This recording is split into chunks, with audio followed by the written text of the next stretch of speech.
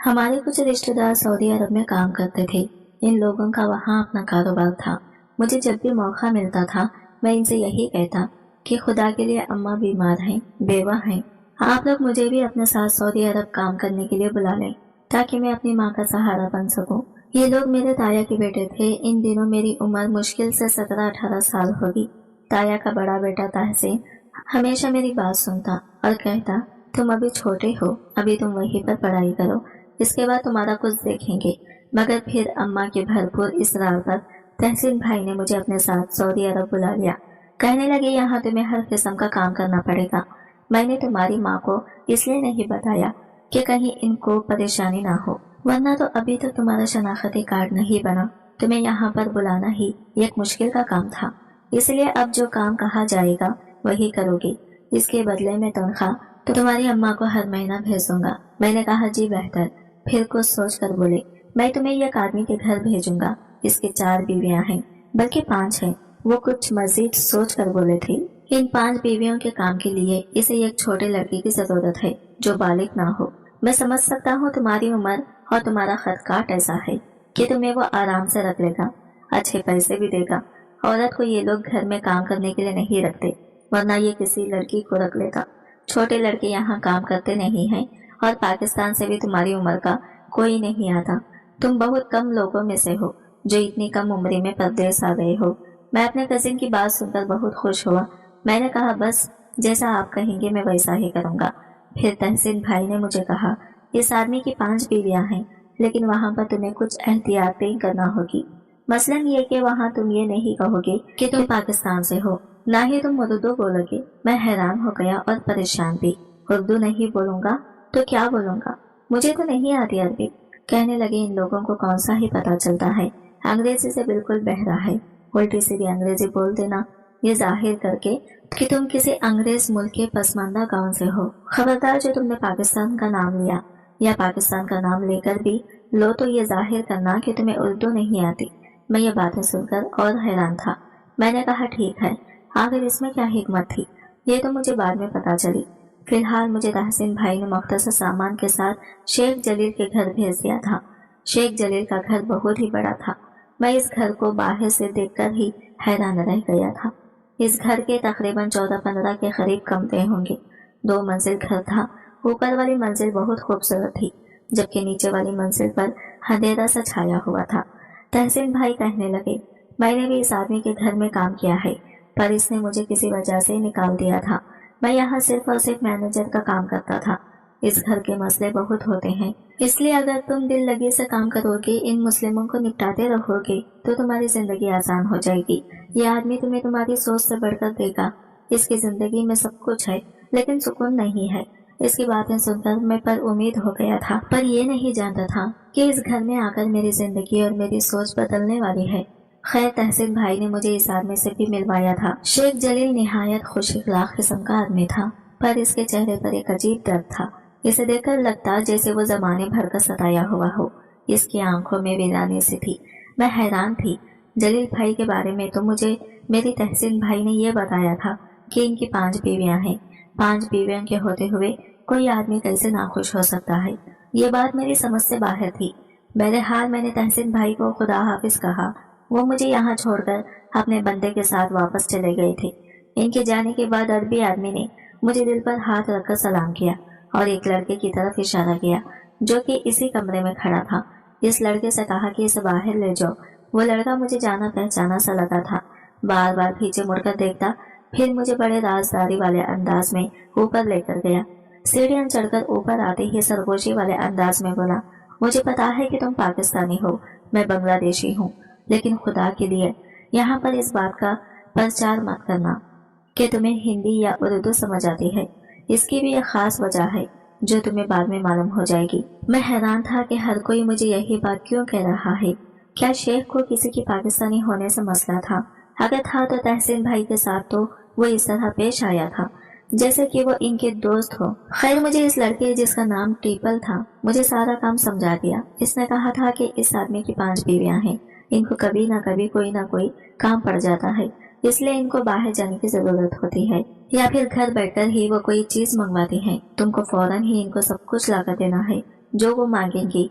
और हाँ, किसी से कोई बात पूछने की जरूरत नहीं है।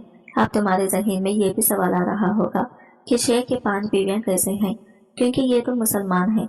मुसलमान बस 4 बीवियां ही रख सकता है। मैंने हाँ में सर हिला दिया। बात यह है कि जो नीचे वाले पोर्शन में सबसे कम उम्र वाली लड़की रहती है, जिसको शेख ने तलाक दे दी है, वो इनकी बीवी तो है, लेकिन तलाक याफ्ता है। शेख इसके पास नहीं जाता, सिर्फ अपनी 4 बीवियों के साथ रहता है। और बेहतर यही होगा तुम अपने काम से काम रखो। आज के बाद ये बात किसी से मत पूछना। मैं इसकी बातों पर अमल करते हुए वहां से निकल आया था। अब सवाल तो ये था कि मैं सारा दिन बस इनकी बीवियों के हुक्म का इंतजार करता रहूं। बदले में मुझे तनख्वाह कितना मिलना था? ये सारी बातें जहन में गर्दिश कर रही थी। तभी मुझे अंदर से किसी औरत के चीखने की आवाज आई। मैं बाहर बैठा था। अंदर औरत की चीखने की आवाज सुनकर कमरे की तरफ दौड़ पड़ा था। मैंने देखा अंदर एक औरत बुरी तरह चीजें तोड़ फोड़ रही थी। वो जवान लगती थी।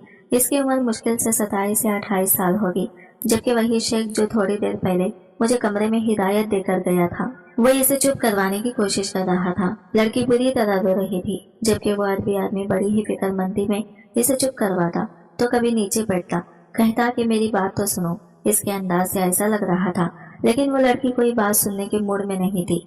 मैं डर गया कि कहीं अरबी की बातें छुपकर सुनने से मुझे ये नौकरी से ना निकाल दे। फौरन ही वहां से वापस आकर अपनी जगह बैठ गया। 2 मिनट गुजरे होंगे, खटक से दरवाजा खुला। वो औरत अपनी चीजें समेटती हुई वहां से बाहर जाने लगी। अरबी इसके पीछे पीछे दौड़ा। मैंने अपनी नजरें झुका ली थी, पर इस लड़की ने इस आदमी की कोई बात नहीं सुनी और वहां से भागती हुई चली गई। इसकी आंखों से आंसू बह रहे थे। लगता था कि वो बहुत बड़े खरब में मुब्तला है।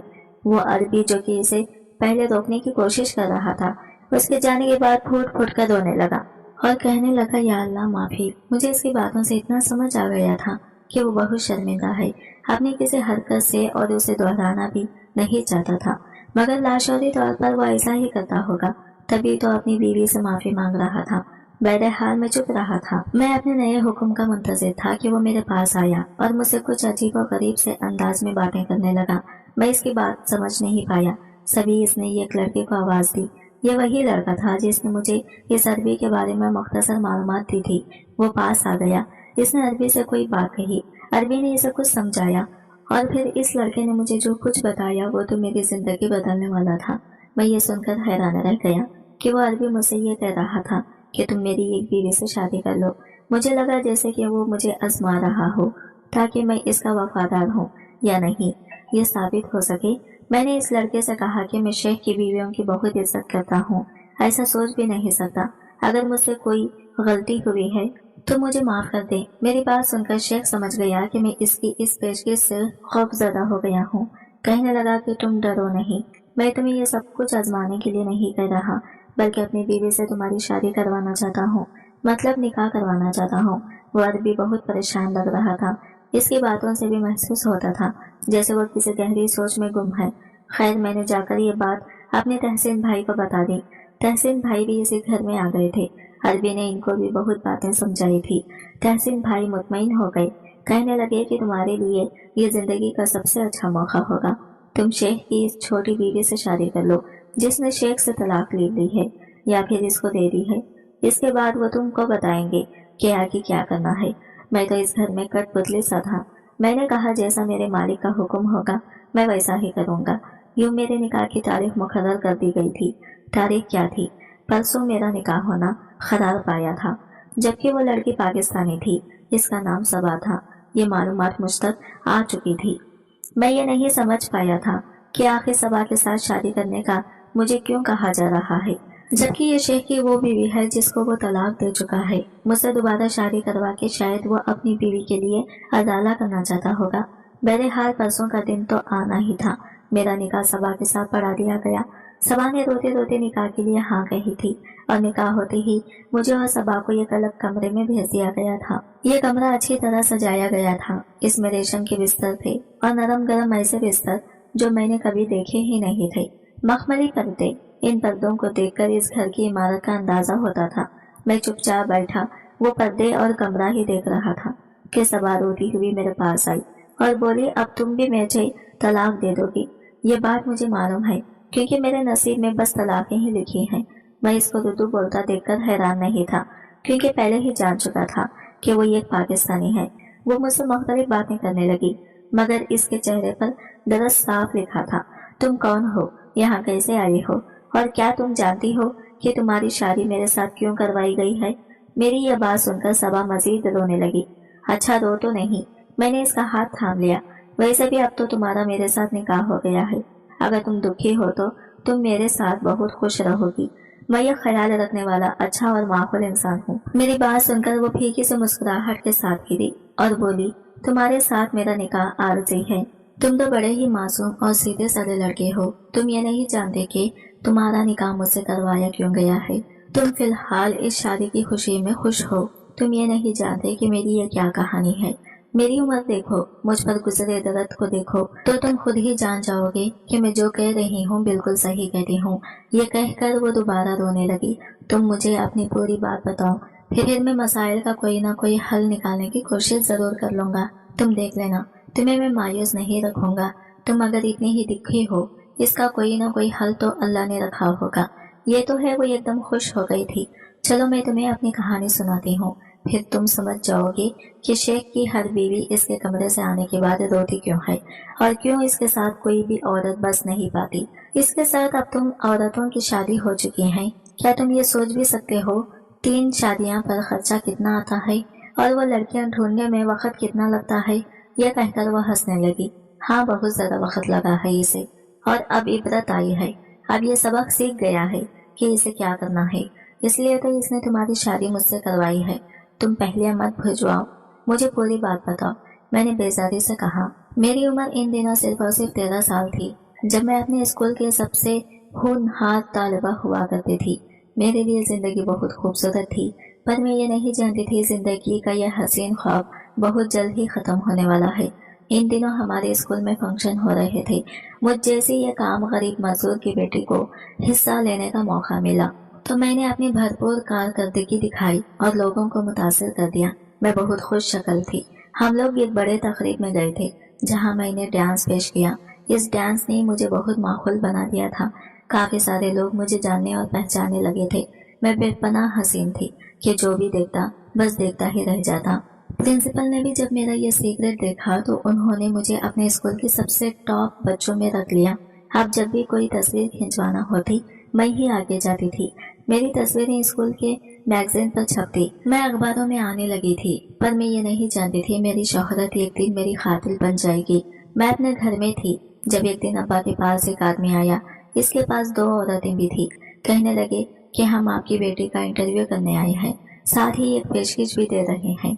अब्बा मेरे मजदूर और लालची आदमी थे। लालची नहीं कहूँ, ये कहूँ कि हालात के सताए हुए थे। जब अब्बा ने इन लोगों की इतनी बड़ी पेशकश सुनी, इनका मुंह भी खुले का खुला रह गया।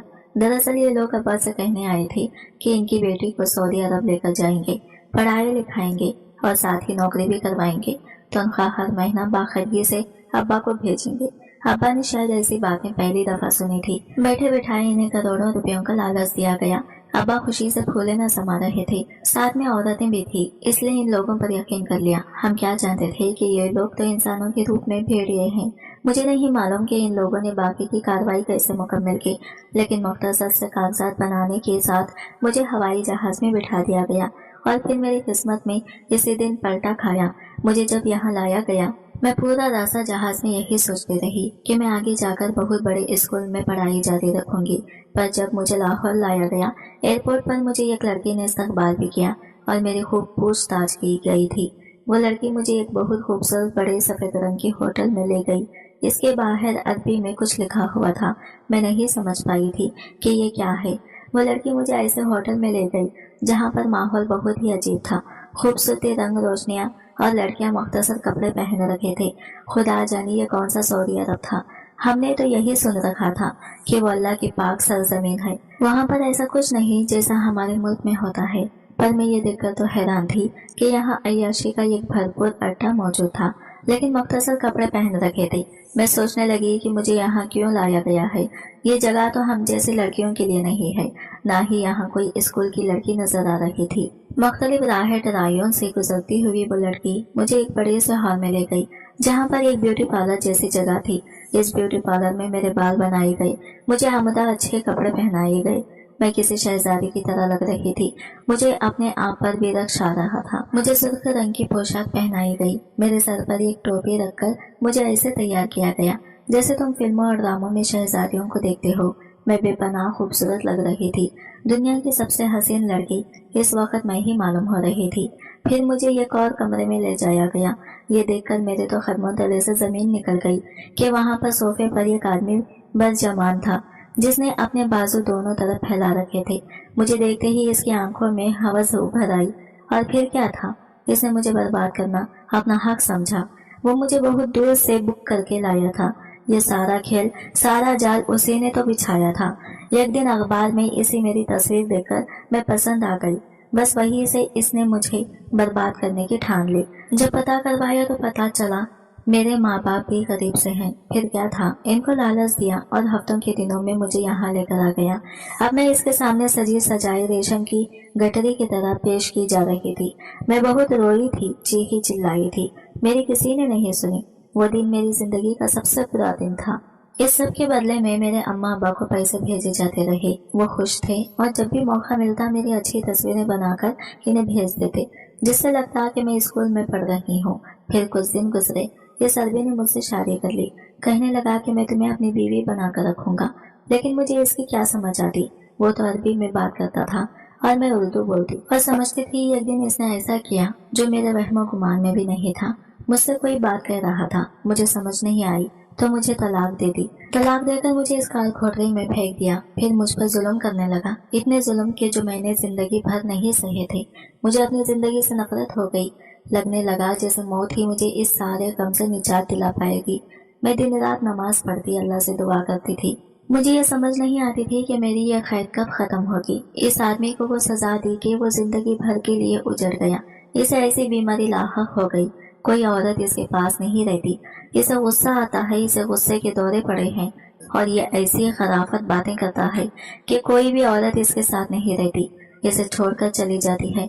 अब इसे अच्छी तरह से समझ आ गया है, एहसास हो गया है इसको कि मेरा दिल दुखाने, मुझ पर तशद्दुद करने और मुझ जैसे नेक लड़की को एक घर से उठाकर अपने अयाश खाने में लाने का क्या अंजाम होता है। मैंने सब्र किया, हर रोज अल्लाह से दुआ की। अल्लाह ने इसके दिल में खुद ये एहसास डाला, कोई औरत इसके साथ नहीं रही जब से मैं इसकी जिंदगी में आई हूँ। अब ये तुम्हारी शादी मेरे साथ करवाकर इस बात का अजाला करना चाहता है, पर मुझे लगता है कुछ अरसे के बाद ये तुम्हें कहेगा कि तुम मेरी बीवी को तलाक दे दो ताकि अब मैं दोबारा इससे शादी कर सकूं। इसको यही ज़हनियत समझ आती है। ये कहकर वो तो खामोश हो गई। मुझ पर लर्ज़ादारी हो गया कि ये कौम कितनी अयाश है। क्या वाकई में इस बेचारी लड़की को ऐसे ही उठाकर लाया होगा। मेरी तो परेशानी की इंतहा न थी। मैंने ये सारी बातें तहसीन भाई को बता दी। तहसीन भाई बोले कि मैं इससे पहले से ही वाकिफ था। पहले ही आदमी डरता था कि मैं किसी उर्दू बोलने वाले आदमी को ना लेकर आऊं, लेकिन अभी अपने इस जुर्म से तंग आ गया है। लड़की बहुत नेक है, तुम इसे नहीं जानते। इसने जिंदगी में कोई नमाज खजा नहीं की हुई। ये आदमी खुद भी इसकी बहुत तारीफ करता है, लेकिन अब वो इसके लिए एक नासूर बनकर रह गई है। जब तक वो इसके घर में रहेगी तब तक ये आदमी बर्बाद ही रहेगा, अजर कर रहेगा। इसलिए ये इसकी शादी करवाकर रुखसत करना चाहता है, वापस अपने माँ बाप के घर भेजना चाहता है। ये तो अच्छा हुआ इसके साथ तुम्हारी शादी हो गई। मैं जलील से कहूँगा कि वो तुम्हें तलाक देने पर मजबूर ना करें और जैसा सबा सोच रही है वैसा ना हो। वैसा ही हुआ। तहसीन भाई ने जलील से बात की। जलील मान गया। इसने सबा को मेरे साथ रुखसत कर दिया और हमें अच्छी खासी रकम भी दी। इसने सबा की जिंदगी बर्बाद की थी, इसे आबाद करने की भी भरपूर कोशिश की, यहाँ तक कि सबा के नाम एक खूबसूरत घर कर दिया। इस घर में और सबा रहने लगे। सबा के चेहरे पर मुस्कुराहट नाम की तो कोई चीज नहीं, पर मेरी माँ बहुत खुश है। माँ को मैंने सबा की कहानी नहीं बताई, बस ये बताया है कि वो बहुत नेक लड़की है और इसमें कोई शक नहीं कि सबा जैसी नेक लड़कियां आजकल जमाने में ढूंढने से नहीं मिलती। आज की वीडियो कहानी आपको कैसी लगी कमेंट करके जरूर बताएगा और वीडियो अच्छी लगी है तो लाइक शेयर जरूर कीजिएगा और हमारे चैनल को सब्सक्राइब करें फ्रेंड्स। मिलते हैं अगले नए वीडियो के साथ, तब तक के लिए बाय बाय, टेक केयर, अल्लाह हाफिज।